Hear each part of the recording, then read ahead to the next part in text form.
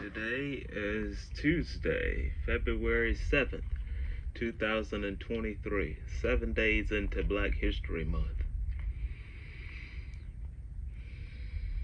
On this day in Black history, in the year 1926, February 7th, 1926, Carter G. Woodson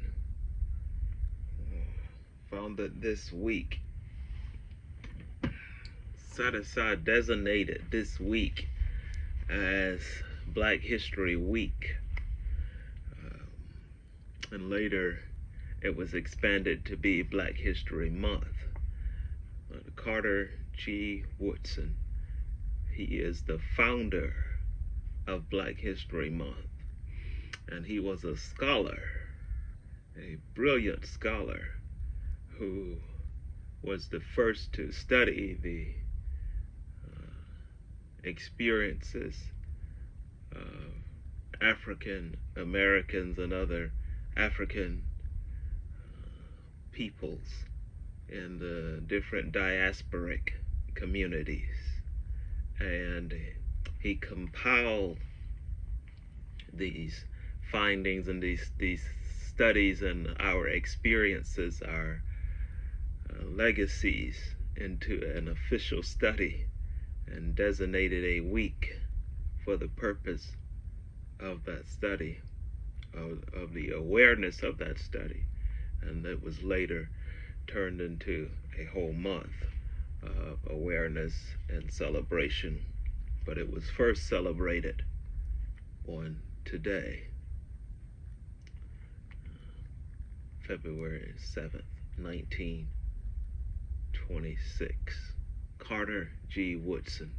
He's known as the father of Black History Month. And I'm just hoping that everyone would honor Black History Month in a way that you have not done before. And I feel so tired of people reducing our history to music and to sports when we've done so much and continue to do so much for society outside of music and sports. There's so much more to be learned about the great work and the lives and the legacies of Black men and women for hundreds of years. We created science back in Egypt. And now all they can talk about that they know about us is music and sports. What about all the other thousands of accomplishments, hundreds of thousands of contributions to society? What about all of those contributions? Let's raise awareness of that.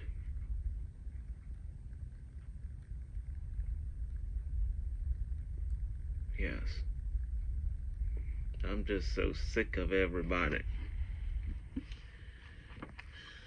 running around plagiarizing our culture. That's what cultural appropriation is.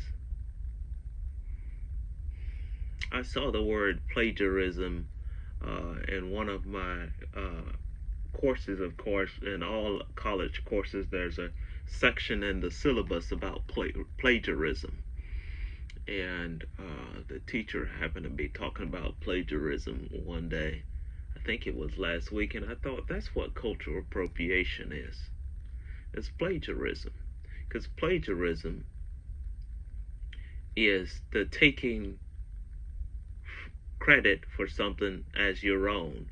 It's just taking someone else's work, someone else's property, and wielding it or using it or utilizing it or appropriating it as your own without attributing credit to the source. And that's what infuriates me today. So many people who are not Black claiming to be Black because they think somehow that acting Black is being Black. I don't have to act black. I don't have to try to sound black. I don't have to try to listen to black music to be black. I don't have to dress a certain way to be black. I don't have to have a certain body language to be black. I am black. So when you are, you don't have to act. And that's why I say to all those people who are appropriating our culture, you make me sick. Why don't you be who you are? And stop trying to be a caricature, a stereotype of my culture. That's a good word for today in Black history. Let's fight against these culture appropriators. Let's call the culture appropriators out. Call them out. I reserve the right to ensure the dignity, yes, to maintain the boundaries of our culture. Who's going to stand up and fight?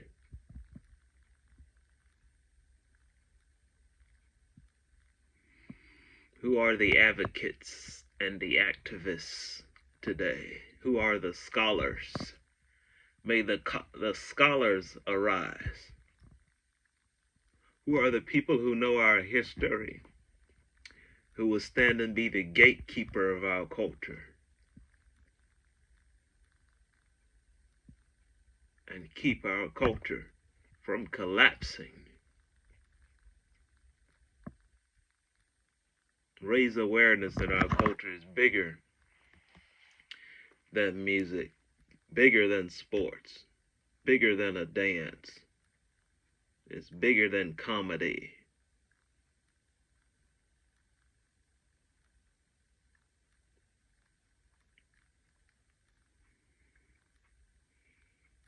We are. We don't have to act.